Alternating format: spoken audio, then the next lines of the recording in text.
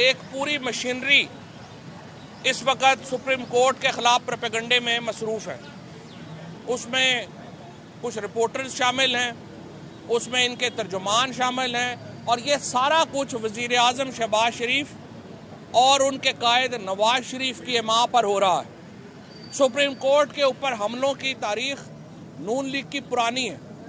जिस तरीके से आज इन्होंने पाकिस्तान बार काउंसिल में अपने गमाशतों को इस्तेमाल करने की कोशिश की, और आप देख रहे हैं कि पूरे पाकिस्तान में पाकिस्तान बार काउंसिल की हड़ताल की अपील को मुस्तरद किया वकीलों ने, और जो असल लीडर हैं बार के, उनकी अपील के ऊपर आज पूरी वकला बरादरी सुप्रीम कोर्ट के साथ खड़ी हुई है।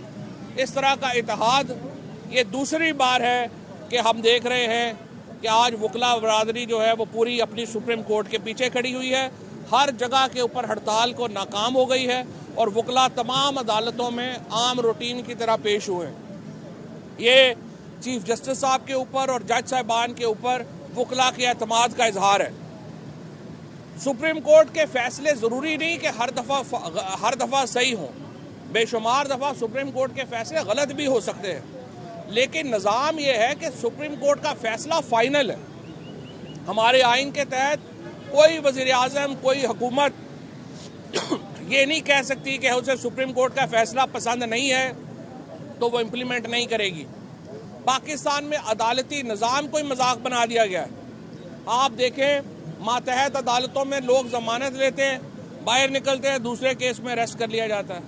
हाई कोर्ट अहकामात देती है, उसके ऊपर अमल नहीं होता। इस वजह से पाकिस्तान के लोगों का अदालती निज़ाम से एतबार ही उठ रहा था, लेकिन चीफ जस्टिस पाकिस्तान और उनके साथी जजों ने जिस दलेरी और बहादुरी से आइन के मुताबिक इलेक्शन कराने का फैसला दिया, उससे पाकिस्तान में आइन की हुर्मत बहाल हुई है। सुप्रीम कोर्ट का कोई जज, चाहे उनके आपस में जो मर्जी इख्तलाफ हो, ये नहीं कह रहा कि 90 दिन से आगे जा सकते हैं इलेक्शन। 90 दिनों के अंदर इलेक्शन होने हैं, और इस हुकूमत का सिर्फ एक ही मसला है, ये चाहते ये है कि जब तक मुस्बत नतीजा नहीं आएगा हम इलेक्शन नहीं कराएंगे। देखें, कोई दुनिया में जमहूरियत ऐसे नहीं चल सकती जहां पे हुकूमत कहे कि हम तब तक इलेक्शन नहीं कराएंगे जब तक हमारे हक में इलेक्शन के नताइज नहीं हो जाएंगे।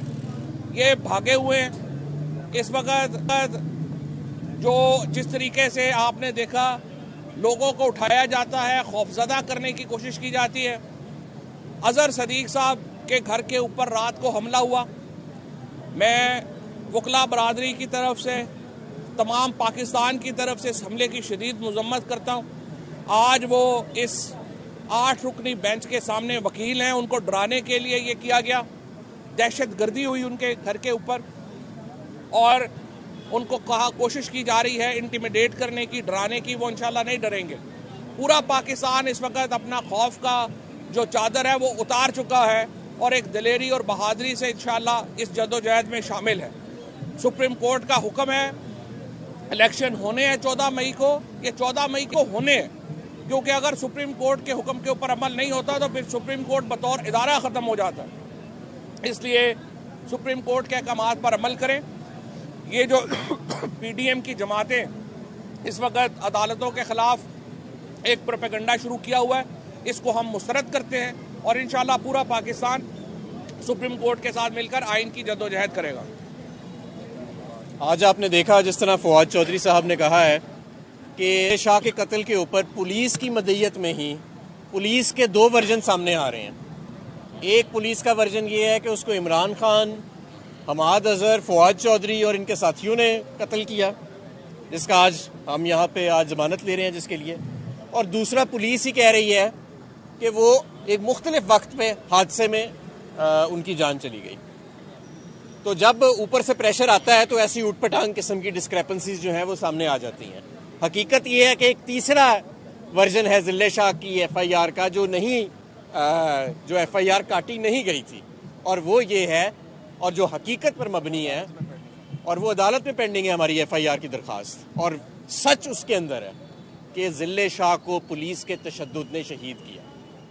तो ये जो बहरहाल आज क्रिमिनल जस्टिस सिस्टम का मजाक उड़ा है कि पुलिस की मदईयत में ही 2 वर्जन सामने आ गए हैं, और पुलिस प्रेशर के अंदर बताते भी नहीं है कि बता भी देते हैं अकेले में कि प्रेशर कहाँ से आ रहा है, और कि हाथ पैर उनके फूले हुए हैं कि हम क्या कहें। एक अदालत में हम कह रहे हैं वो हादसे में फौत हुआ, दूसरे में कह रहे हैं कि उसे इमरान खान ने कत्ल किया और उसके साथियों ने कत्ल किया।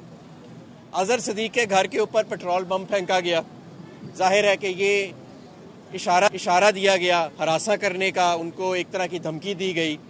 तो ये हम धमकियों में आने वाले नहीं हैं, और अजहर सदीक को हम जानते हैं वो भी धमकियों में आने वाला नहीं है। दूसरा, पाकिस्तान बार काउंसिल के चंद मुख्तसर वकला, उनकी तरफ से एक कॉल आई, वो भी ऊपर प्रेशर के तहत उन्होंने कॉल दी, लेकिन जब आप आवाम की हमायत में और आवाम के साथ नहीं खड़े होते तो फिर इस तरह मुंह काला कराना पड़ता है जैसे आज कराना पड़ा कि सारी अदालतें खुली हैं, और जो वकील वैसे कभी कभी छुट्टी कर लेते थे रमज़ान का करके, वो भी आज पेश हुए हैं इनको ये बताने के लिए कि ये कौम और उसके वकला इस कौम के आइन, कानून, अवाम, चीफ जस्टिस और इंसाफ के साथ खड़े हैं। बहुत शुक्रिया। जरदारी साहब ने असम्बली के फ्लोर पर ये कहा कि खान साहब मुज़ाकरात के लिए पहल करें और शहबाज शरीफ के पास आए। देखिए, बारिया जरदारी साहब की तकरीर का तो ना सर था ना पैर था।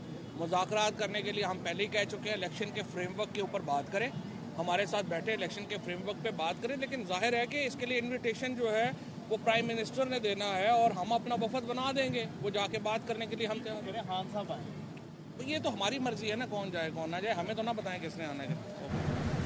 फवाद चौधरी और हमाद अजहर मीडिया कर रहे थे।